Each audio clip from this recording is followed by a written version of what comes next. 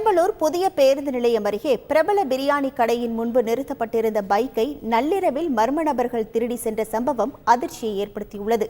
அந்த கடையில் கேஷியராக வேலை செய்யும் பிச்சை மணி என்பவர் நிறுத்தி வைத்திருந்த பைக்கை 2 திருடர்கள் திருடி சென்ற காட்சிகள் சிசிடிவி கேமராவில் பதிவாகியுள்ள நிலையில் இதுகுறித்து காவல்துறையினர் வழக்கு பதிவு செய்து திருடர்களை தீவிரமாக தேடி வருகின்றனர்.